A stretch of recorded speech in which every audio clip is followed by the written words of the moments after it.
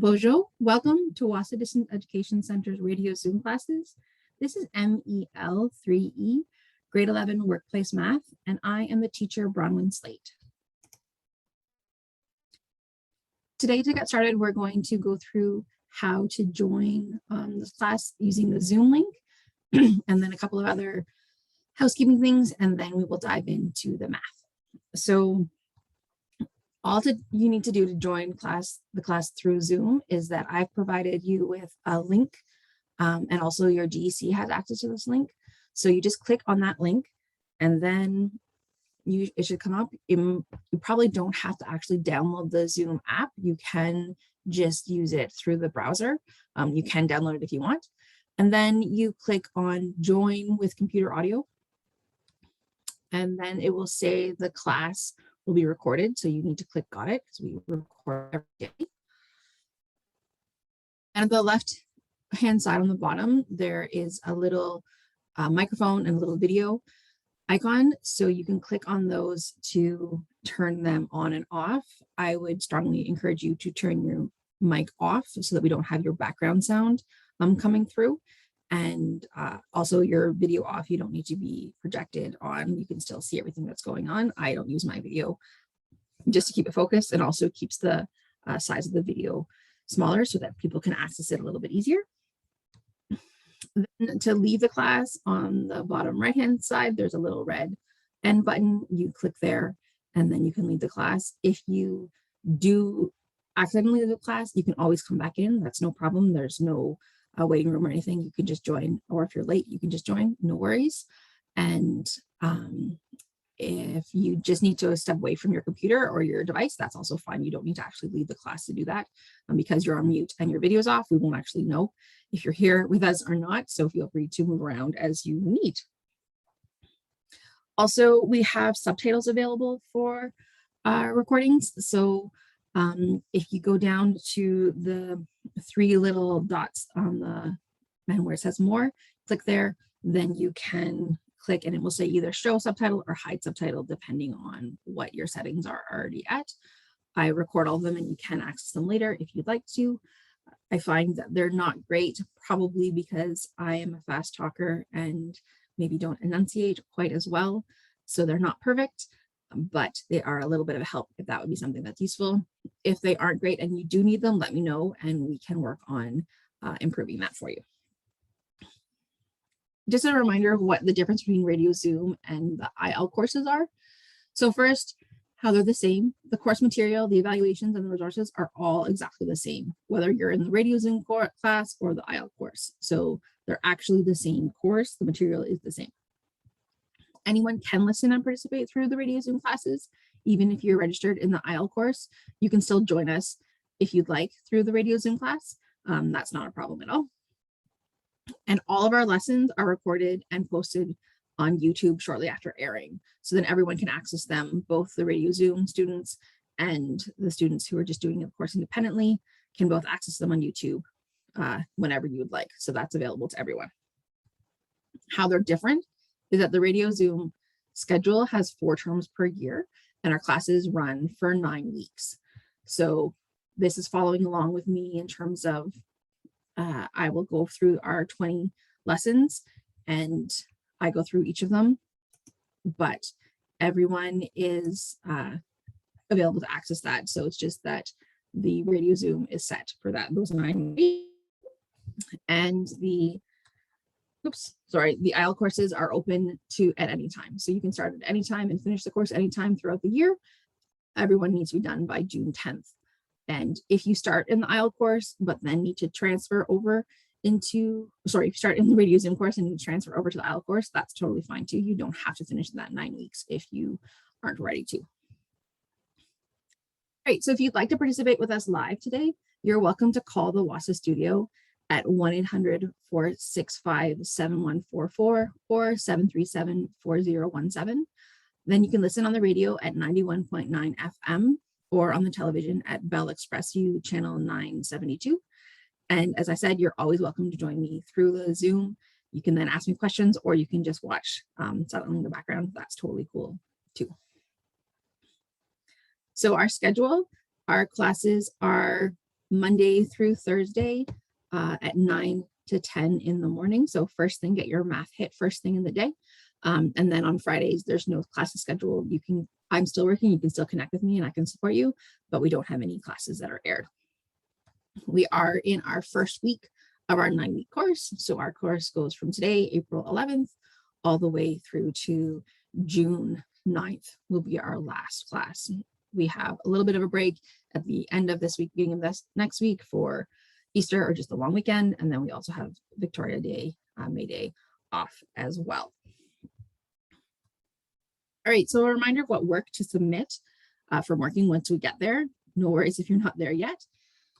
But the support questions, the ones marked with the pencil icon in your booklets, are not for marking. They're just practice problems. So you decide which ones and how many of them to do. If you're understanding a concept, feel free to skip. You do not have to do all of the questions. You can do just the ones that you need to do. You make that decision for yourself. However, if you need more practice, please ask me and I can send you more practice. That's totally reasonable as well.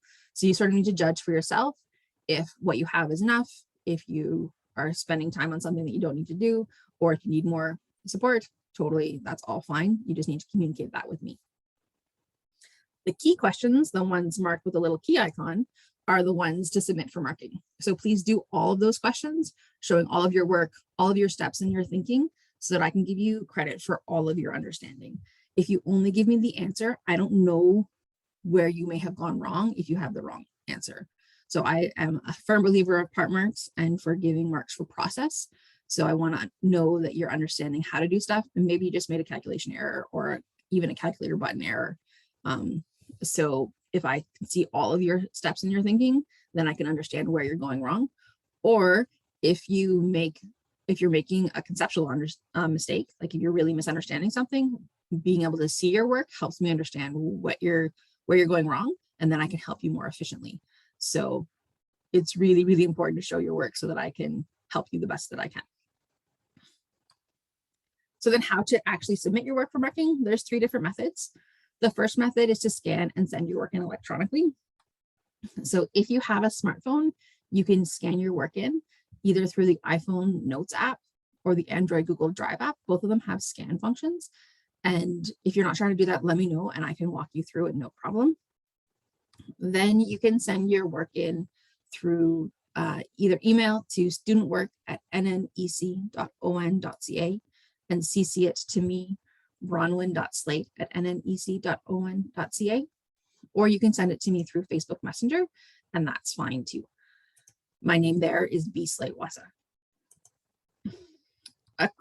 The second method is to, I forgot to mention, if you need to just take a picture of your work, that is fine too. Scanning it means that it is a smaller file and it like takes out shadows and stuff. So it can be a little bit easier for me to read and easier for you to send. But if you just need to take a picture because you don't have a smartphone, that is totally fine too. The second method is to drop your work off in Sioux Lookout. We have an outdoor mailbox at 74 Front Street. We're the big red building next to the post office, and we have a small white mailbox next to our side entrance. So you can just drop it off there. Due to COVID-19, we're still closed to the public. So you can't actually come in and drop your work off, but if you could just at any time drop it off in the mailbox, then we'll get it and I will mark it and get it back to you as soon as I can. The third method is to hand your work into your DEC. Then your DEC can either send your work through the Express or fax it to 807-737-1732 or toll-free fax to 1-800-463-7852. If you'd like to connect with me through social media, my name on Facebook and YouTube are both B. Slate Wahsa. First name B. Slate, so B-S-L-A-T-E, and last name Wahsa. You can friend me on Facebook and subscribe to my YouTube channel, and then you'll get notifications every time I upload one of our lessons. So I record them and then upload them to YouTube so that you can access them again later if you either miss a class or if life happens or you just need to slow something down. We have a lot, it's packed in. So being able to revisit the YouTube videos, then you can pause things, do some practice questions, do some key questions, and then restart the video if you need to. Also on my YouTube channel, I have a bunch of small short videos that talk about common errors or confusing concepts, both for this course and other courses that I've taught. So they might not all be useful, but some of them might be helpful for you if you're struggling with a sort of foundational building block concept that might be not exactly in our course, but something that you need to know for our course. So it can be a good place to go and check out in case something that you're struggling with. Also, you can request for me to go over a concept and I can record it and put it there. Or you can, or I might decide, oh, I see that this is something that everyone's struggling with, and do a video and upload it there and then let people know. So it's a good resource. Methods are incredibly visual. So I strongly encourage you to access the videos, either joining me through Zoom Live, which you're always welcome to, or also accessing the YouTube videos. Just there's a lot about, I try to connect it visually as much as possible to make those visual connections, but also how we organize information. And it just makes a lot more sense, I find, to be able to see the math opposed to just hear it. I think it's really, really hard to understand if you're just hearing it. So connecting to the visual is going to set you up for the most success. If you don't have access to reliable, consistent internet, let me know. And then I can send you out the videos. I can make a USB key or something and send it out, all of the videos to you. So just let me know if that's something that you need.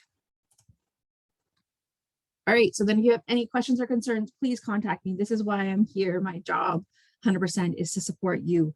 But if I don't know that you're struggling with something or something is stressing you out, I can't help. So I will check in, but it's really helpful if you reach out and give me honest about how you're doing back to me. So email is one of the easiest ways to get a hold of me. My email address is bronwyn.slate, which is spelled BRONWYN.SLATE@nnec.on.ca. And my Facebook, again, is bslate Wahsa. It's really easy to get a hold of me there as well. I'm pretty good at responding back on Messenger. You can call the main office and leave a message for me there. The number is 807-737-1488 or toll free 1-800-667-3703. We're reopening next week. So still closed to the public, but all of the teachers will be back at the office. And so then you'll be able to call me there and either leave a message or get a hold of me, depending on if I'm teaching or what is going on in the day. My office hours are Monday through Friday, 9 a.m. to 4 p.m. So I'll try to get back to you as soon as I can within that time frame. All right, so that is all of our housekeeping stuff. Let's dive into and into the math. So we are going to be talking about lesson 1 today in your IL booklet, which is earning an income. So our learning goals for this lesson are that at the end of this lesson, you can say, I can calculate annual salaries based on different pay periods.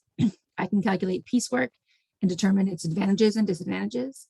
And I can explain where to find a job advertisement and how to interpret them, or interpret it, I guess. All right, your success criteria. So you know you've met these learning goals because 1, I can figure out my pay if I know the yearly salary and pay schedule, monthly, semi-monthly, bi-weekly, and weekly. 2, I can explain why I might want to do or why I might not want to do piecework. And 3, I can find job advertisements and explain all the important parts. It's all good if that doesn't all make sense to you right now. That is what we're learning about in this lesson. All right, so first, before we dive into the actual hardcore content of our work, we're going to do some brain activation, which includes some mental math. So I don't know if folks remember, but I experienced mad math minutes when I was in elementary school, where we all had to sit in our desks and it was quiet. There was a timer on for a minute and we had a piece of paper in front of us and a pencil, and it had math facts, multiplication or addition, subtraction, usually not division too much, but sometimes, and we had to do as many as we could in a minute. And in theory, we would get better over time. Well, this stressed me out, and other people I know stressed a lot of people out. So instead of doing that, it just really creates anxiety. It doesn't actually create skills. So instead of doing that, what I focus on and I want people to work on are building concrete strategies that you can use in different situations. So being able to do mental math and arithmetic is really, really important. Really being comfortable with numbers is really important in our world in general. So I think that's an important skill, but memorization isn't necessarily the way, and drill and killing, as we like to call it sometimes, isn't necessarily the way to do that. So every day, every lesson, we're going to do some sort of math fact and work on a strategy that hopefully we can use in different situations that is helpful opposed to just stressful. So today's math fact is +8, and we're going to, this is what I call friendly numbers. So using the strategy of friendly numbers. So what that means is when I look at this, when I look at 13 + 8, this isn't a fact that I have memorized, but I want to make these into one of these numbers, at least into a friendly number. 8 is really close to 10. So what I want to do is I want to take, in my brain, what I do is I'm going to steal 2 away from 13 and add it over here to my 8 to make 10. And when I steal that 13 away from my, when I steal 2 away from 13, I end up with 11. So now when I look at 11 + 10, that equals 21. Those are friendly numbers for me because it's 10. I know that 10 + 11 is 21. That's really accessible for me. And so now I can look and say, okay, well, that means that 13 + 8 is also 21. And that's what I mean by friendly numbers and using strategies that are accessible and helpful. So manipulating numbers in ways to make them friendly and make them easier to manipulate and calculate. So that's all that we're going to do with that today. All right, now we're going to do Minds On, and we're just going to sort of think back of what might be useful, some useful tools for today that we might need to remember before we dive into our new concepts. So it's really important to remember that in this course, we talk about money a lot. This is math for real life. And one of the places that math shows up in our real lives over and over again is through money. So it's really important to remember that money, we round to 2 decimal places. We only have cents at 2 decimal places. So for my example, I have $1.23. So it's 1.23. So you have to remember how to round properly in order to make sure that we're consistently working with 2 decimal places. So we're going to be rounding all of the time. And that's just really important to remember how to do this properly. So a reminder, if the number you are rounding is followed by 5, 6, 7, 8, or 9, so 5 to 9, then you round the number up. So I have some examples. I have 28.537. So we always, with money, we are rounding to 2 decimal places, right? So we're going to be looking at the number. So the number that we are rounding to, that we need to look at, is 3, whereas the one is the number that we're going to potentially change. And we're looking at the number to the right of that. That decimal we don't want to have. And so we're deciding if that is bigger than 5, we're going to round the 3 up. So this is 7.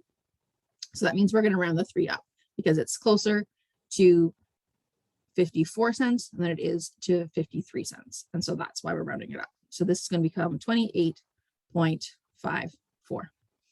And now that's all we do. So next example, 0.125304. It doesn't matter how many digits we have. For money, we're rounding it to 2 decimal places. So we have 0.12. We're only going to round it to those. So the 2 is what we're going to maybe change. And we have to look at the 5, the one that's directly to the right of the number of our second decimal place. So it's always, we're looking at the 3rd decimal place. So it doesn't matter what else is happening after that. We're just looking at the 3rd decimal place. It's a 5. That means that we're rounding up. So 0.13. Then our 3rd example, 7.9972. So again, here we're looking at 7.99 as what we want to look at closely. So we're looking at the 7 after the second 9. So it's above 5. So we're going to round up. Well, if I round up 9 cents, then that's 10 cents. And if I round up 99 cents, then that's $1. So sometimes it impacts more than just 1 decimal place. So 7.99 rounded up is going to be 8.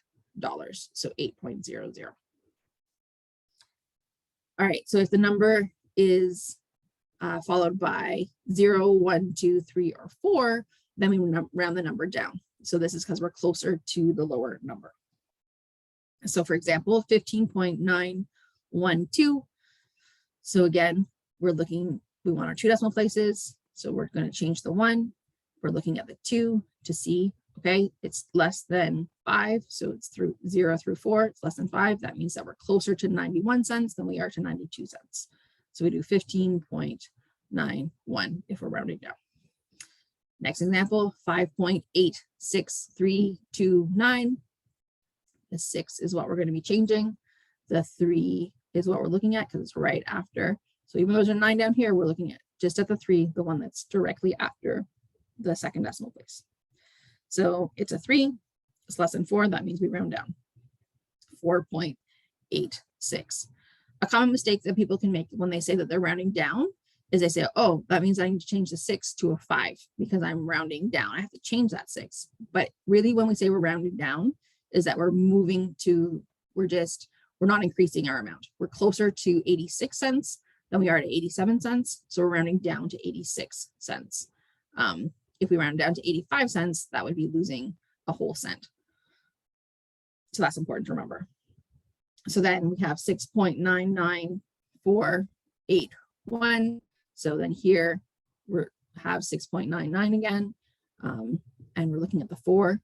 4 is 0 through 4. So it's on the lower end. So we're rounding down. So this just stays at 6.99. We don't need to change it any other way. All right. So that's just really important to remember as we go through. Because rounding can really change things. All right, active learning. Let's dive into our new concepts. The most common question I get as a teacher, particularly as a math teacher, is when will I use this in real life? This course is really real life focused. That is the whole premise of the course. It's math in real life is what it's called, but still it isn't necessarily just about the exact skills that we're using, the mathematical computational skills, but it's also about the brain development and the critical thinking and things. So we are strengthening our comfort with numbers as well as learning about money, but we're getting more and more comfortable with numbers because they show up in our lives all over the place. So yes, some of the skills exactly you're going to be using, knowing how to calculate paying loans and things like that are important, but you might not actually need to know all the formulas for your day-to-day life, but being comfortable with your numbers so that you can make sure that other people that no one's ripping you off of the bank is really important. So we are strengthening our comfort with numbers, and that is how you're going to use this in real life. So first, we're going to be looking at salary today. And salary, this is on page 2 of your IEL book in Unit 1. And this is your pay based on a yearly amount for a set number of days and hours. So when people talk about their salary, they're talking about how much money they make in the whole year. And it isn't, you don't have to, like, that is set by already a number of hours and days that you're always working. It's not based on if you work those hours or not. You might have sick days and things like that already built in. So the examples are teachers like me, accountants, pilots, computer programmers. Lots of people work on a salary where it is set for how much you're working, how much money you make in a year. Then you get fixed payments of your salary, and they're made at regular intervals. So you know consistently when your money is coming, and it's going to be the same amount. It's your salary is divided up, the whole salary divided up into a certain number of payments depending on what they have been decided upon. So common payments intervals are monthly. So that's once a month or 12 times a year. So your salary would be divided by 12, and then you get 1/12 of your salary every month. Semi-monthly. So this is twice a year. Usually it's like the 15th and the last day of the year. It might be different depending on the employer, but generally it's in the middle of the month and the end of the month. So twice a month. So that means that it's 24 times a year. So you take your yearly salary and divide it by 24 to figure out how big those payments would be. Weekly. So every week, which is 52 times a year. So you take your salary and divide it by 52 to figure out how much it is per week. Or bi-weekly, which is every second week or 26 times a year. So that is my most common experience is bi-weekly, every 2 weeks is when you get paid. So you take your yearly salary and you divide by 26 to figure out how much it is per week. Or sorry, per biweekly, every 2 weeks, my bad. All right, so example 1. Rose earns a salary of $635 biweekly, and Arlene's salary is $1,380 monthly. Assuming the jobs would be equally enjoyable, whose pay would you prefer? Explain why. So it doesn't matter, we're just looking at pay. It doesn't matter what the jobs are. We're just looking at pay. Whose pay would you prefer? Assuming that you'd want to be paid more money than less money. So to figure this out, we are going to have to do 2 steps. So we have to look at Rose. I like to organize my information, so I like to give myself little titles so that I can understand what it is that I'm talking about. And Rose earns $635 biweekly. So that means, so biweekly, as we just said, is 26 payments a year. So we're going to do 635 times 26. And you can use your calculator. If you have one, you can use calculator on your phone if that works for you, or if you have a separate calculator. If you don't have a calculator, you can also use Desmos, which I'll link in the show notes of the YouTube so that you can see. It's just desmos.com, and you go to Math Tools and then Scientific Calculator. You have this little calculator that you can just use if that's something. Sometimes it can be helpful for some more complicated things than just doing some multiplication. You can totally do this by hand or in your head if you want to, but you can also use a calculator. So 635 times 26 is equal to 16,510. So 16,510 is how much Rose makes a year. So then Arlene makes $1,380 monthly. So that's 12 times a year. So we're going to do 1,380 times 12. Again, I'm going to use my Desmos calculator. So I do 1,380 times 12 is equal to 16,560. 16,560. I have a tendency of forgetting it, so I just like to check to make sure that I got the actual right number. So now we say, okay, did we answer the question? No, we've done the calculations, but we haven't actually answered the questions, because the question was, whose pay would you prefer? And explaining why. So Arlene makes $50 more a month, so I would prefer Arlene's job.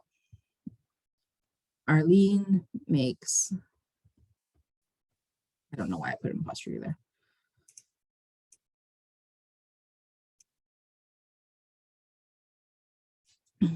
More money. You don't have to know how much it is. You can just say more money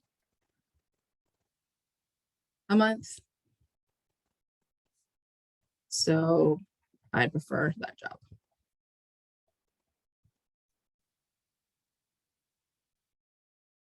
Using a sentence to answer your questions can be really helpful to make sure that you answer the actual question that you're being asked.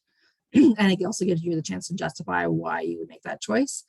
If you make spelling mistakes, it's not the end of the world, as long as I can understand what it is that you're saying. Spelling mistakes happen. I totally make spelling mistakes all the time. So no worries, try to make it clear, but don't stress about your spelling. That we can work on that. I might correct you just to help you learn, but I also might not notice if I'm not paying close enough attention. So don't stress about that. All right, example 2. Ken is paid a salary of $22,000 per year for performing clerical duties at the band office. How much does he earn? See, look, I just wrote it. How much does he earn? No, how much does he earn? See, mistakes happen. Per week, and how much does he earn per month? So to figure out how much, if you know your yearly salary, you have to divide. So we do 22,000 divided by, so per week is 52, because there's 52 weeks in a year. So 22,000 divided by 52 is equal to $423. And then remember our rounding. So then 0.076. So that means it's going to be 0.078 because I'm rounding up for my decimal place. So 423.08.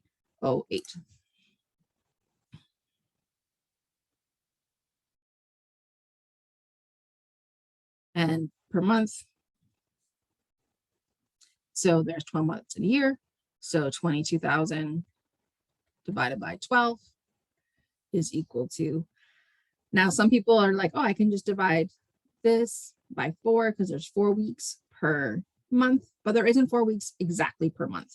So if you were to do that, you wouldn't actually get the exactly accurate amount. You get something close, but it's better to use your original amount and to base it off of the number per year, because there aren't exactly 4 weeks per month. There's close, but not exactly.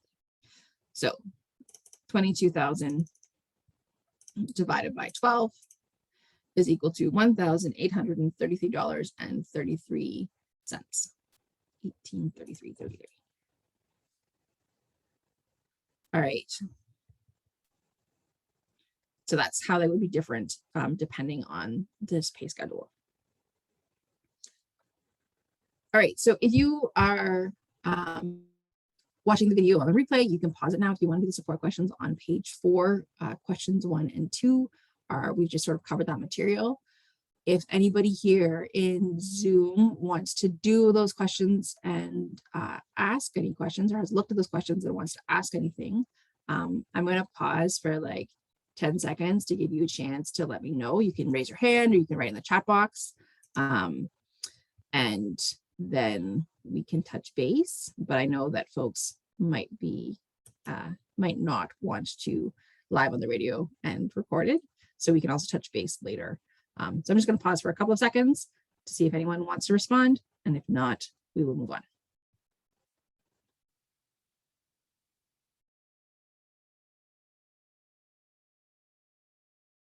Okay. So let's keep going. All right. So the next part of this lesson is piecework. So piecework, this is on page 3 of your IL book. And piecework is an income based on the number of items produced or sold. So this can be a combination of, your earnings can be a combination of salary and piecework. So it might not just be 100% piecework, but you might get a base pay and then amount of, depending on how much you make or produce on top of that. Both ways are common. So really common examples of piecework are a truck driver, so how many trips you do, a telemarketer, how many sales you make or calls you make, worker in a clothing factory, so how many shirts you make can be piecework, house cleaner, so you get paid for the house as opposed to the hours that you're working, or also like being somebody who residentially like snow plows or mows lawns, like you get paid per lawn or per driveway or whatever. That's all piecework, various different ways that piecework shows up. So piecework, there are pros and cons to piecework and changes depending on if you're the employer or the employee. We're going to focus on the employee's experience because most likely at this point, we're probably are thinking about being employees opposed to having our own business and paying people by piecework, but that's something to consider as well. So the pros are, as an employee, you get to control how much you get paid based on how much you accomplish. So you know that, okay, if I do this many things, if I need to mow this many lawns and that's how much I'm going to get paid. So you can say, okay, I need to mow more lawns, I'm going to get paid more. You get to know that, you get to control that. The cons are, if you can't work or work fast enough, you won't make a lot of money. So if you're sick, you don't get paid. If something else comes up, you don't get paid if you don't finish the work. If it's like you're working in a clothing factory and you can only make 2 shirts in a day, you're not going to get paid as much as if someone who can make 10 shirts in a day. So that can be pretty stressful. And so workers generally focus on quantity over quality. So because you get paid by how many get done, not by how good of a job you do. So example for this is Lucas works part-time at the Canada Life Centre selling programs for Winnipeg Jets games. He's paid by piecework. So he earns $10 per game plus 25 cents per each program he sells. How much does Lucas earn if he sells 150 programs in one game? So how we figure out this is we know that he is selling 150 programs. So we do 150, and for each program, he gets 25 cents. So we times that by 0.25. So this is just the programs of how much he's going to make based on that. So we do 150 times 0.25 equals 37.5. This is another example that I forgot about talk about in terms of money. If we have only one decimal place, then we put a 0 to make it 2 decimal places for money. So we say $37.50 opposed to 37.5. Again, money, we have to have 2 decimal places. So he earns that much money for programs, but he also earns for the game. He earns $10, right? So we have to add those two together. So that's $47.50. So Lucas makes $47.50 at that game. So you can see that really selling, depending on the number of programs he sells, is really going to change how much he makes. All right, example 4, Jamie builds wooden pallets. On Monday, they build 300 pallets and is paid 0.35, so 35 cents per pallet. What are their earnings for Monday? So for this, for this, this way to figure it out, we say, okay, so 300 pallets paid 0.35 per pallet. So again, we do 300 times 0.35, right? Because we've got 300 in total. So to calculate that, calculator's your friend. Definitely makes life easier if you have a calculator of some sort. It doesn't have to be my fancy Desmos one. It can be whatever makes sense for you. So that's $105. So their earning for Monday is 105. You don't have to put a decimal place of 00 if you don't want to. If it's just full dollars, you can leave it at full dollars. I'm fine either way. If they build 300 pallets each day, 5 days a week, what would their weekly earnings be? So then we know that it's 105 per day times 5 days a week. And that, so this one I can do in my head fairly easily because 100 times 5 is 500. $5 times 5 is 25. So it's going to be 525 is how much they earn a week. And then C, Jamie works 50 weeks a year. If they make the same number of pallets each week, how much would they earn in a year? So we know that per week they make 525. It's 50 per year. So 525 times 50 equals 26,250.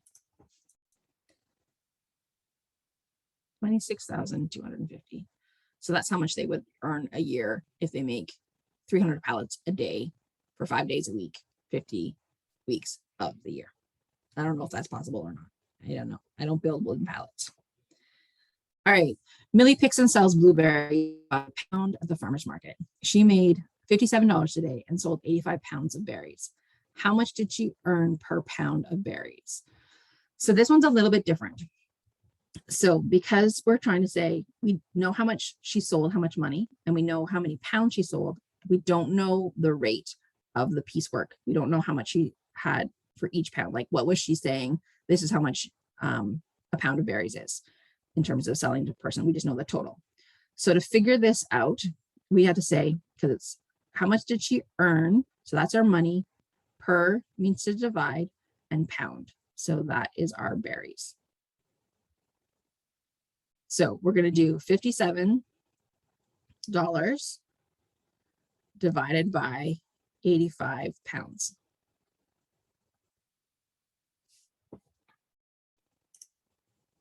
So 57 divided by 85 equals 0.670. So 67 cents.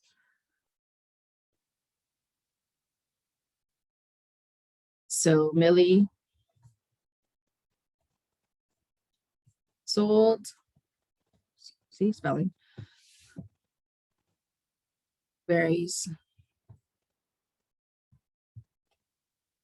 for 67 cents per pound. This can be really tricky about knowing if you're doing 85 divided by 57 or 57 divided by 85.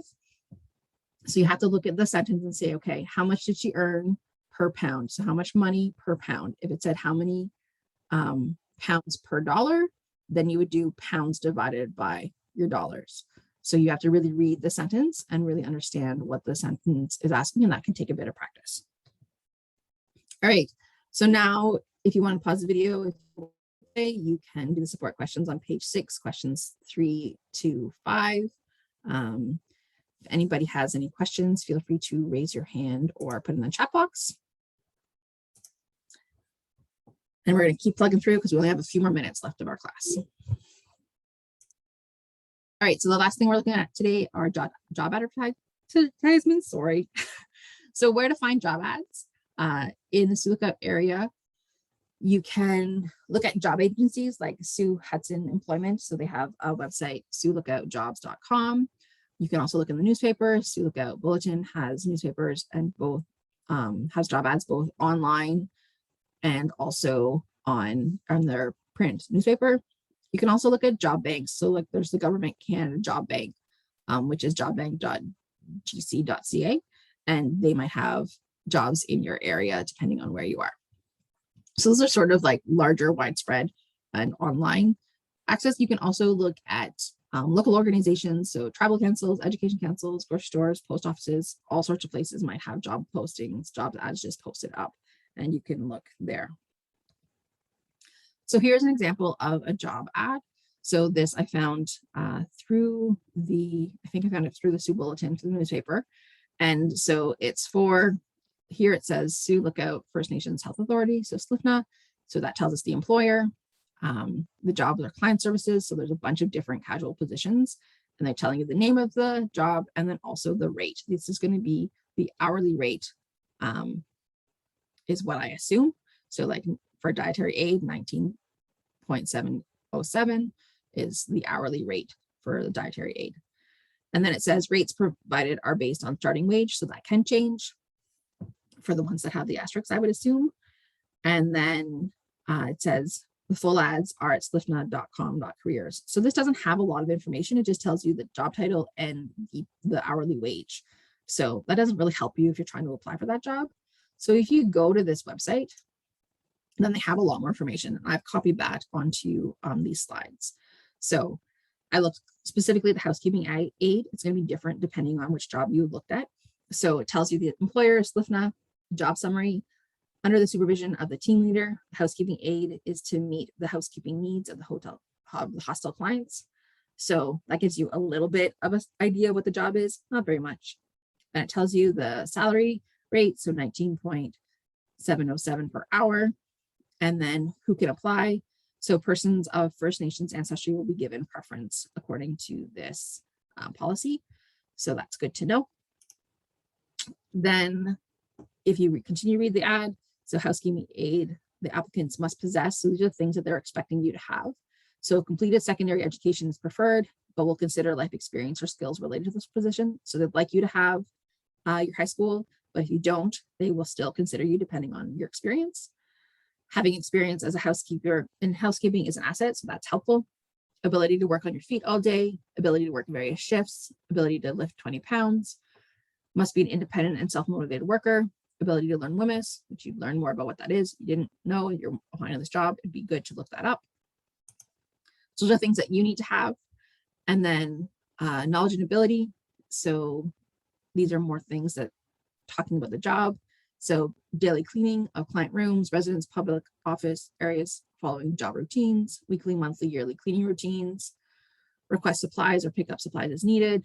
Education component throughout the year includes health and safety, hostel department policy and procedures and training, and participate in training of new staff. So those are all the things you're expected to do. This continues, fill out maintenance or acquisition or call maintenance with concerns and equipment breakdowns, participate in and monitor quality improvement projects and audits, be available for on-call as needed, be flexible to job routines and be challenged by new requests and ongoing changes the job as delegated by the manager and all other duties as assigned. So that's often that these are generally what you're supposed to be doing, but you might have to do something else depending on what you're assigned. So that just sort of gives you, again, more of an outlook of what you're actually doing. So that tells you if this is a good fit for you or not. Here's another job ad that I just went to a website. And so a quick look at this. So it's an accounting assistant. The employer, again, is Wahsa Airlines. Education. So here it says you need college, SAGEP, or other non-university certificate or diploma for a program of 1 or 2 years. Experience, 1 year to less than 2 years. So you don't have to have a lot of experience, but you do need education. Here they tell you the health benefits. So healthcare plan, disability benefits, dental plan, vision care plan, benefits. So those are things that you get for working there, that you're paying into and the employer is paying into to help take care of you. Long-term benefits are group insurance benefits, life insurance, pension plan. Then the location is in Thunder Bay. The salary is $50,000 to $65,000 annually, so per year, for 40 hours per week. Is a permanent job for day shifts, and they have a start date and some screening questions about being able to work in Canada or not. So that's just another look at a job ad. And yeah, all right. So let's consolidate what we've learned today. So we've gone through lesson 1. Which again is earning an income. So first we looked at salary, and this is your pay based on a yearly amount. So it's paid in regular intervals, monthly, semi-monthly, bi-weekly, and weekly, and you need to know what those words refer to in terms of like numbers, how many per week or per year. Then we talk about piecework, which is your pay based on the number of items produced or sold. So how much you do is how much you get paid. And then we talked about job advertisements and where to find them in newspapers, job agencies, and banks, and then making sure that you understand them. It's really important so that you know what you're getting yourself into and if it's a fit for you or not. So job advertisements usually tell you your rate of pay, how much you're going to get paid, any benefits that you have, any education that you need, or experience or skills that you need.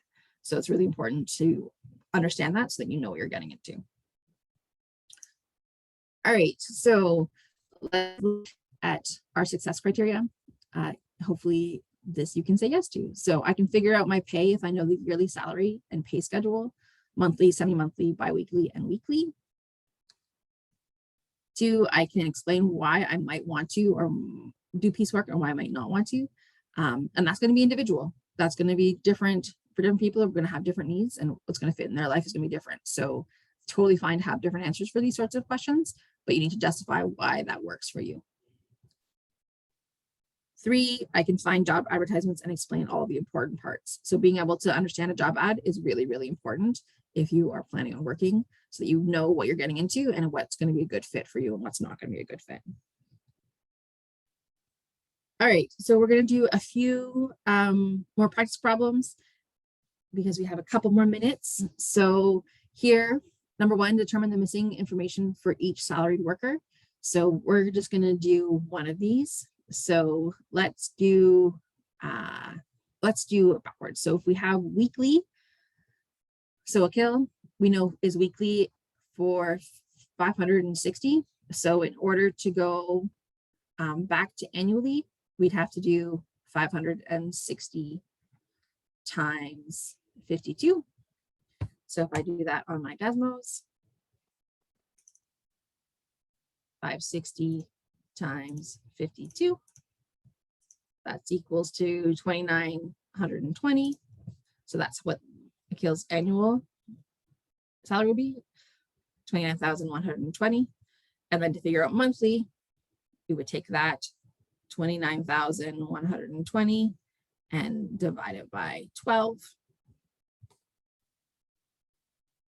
So 29,120 divided by 12 would mean that the monthly pay would be $2,426.67. 2426.67.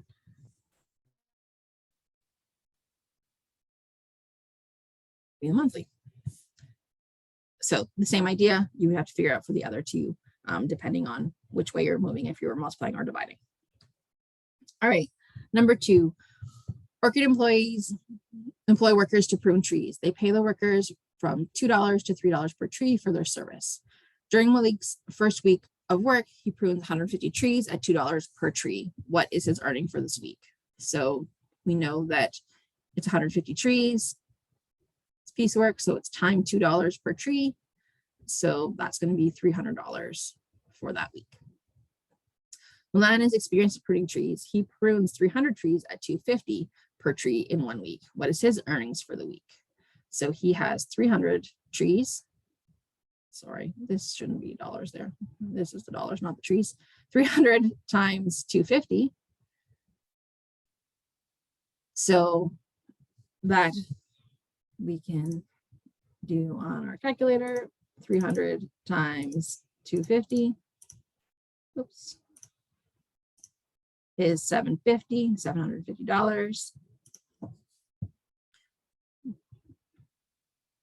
So you can see that it can really be different depending on your experience and how much you earn. So why might the rate range from $2 per tree?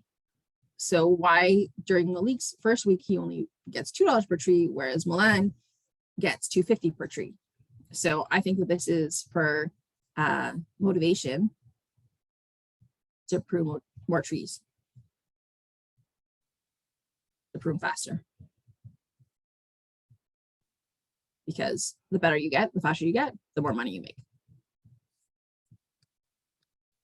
All right, so that is our wrap up for today. If you have any questions, please contact me. Again, my number is 807-737-1488 or toll free 1-800-667-3703.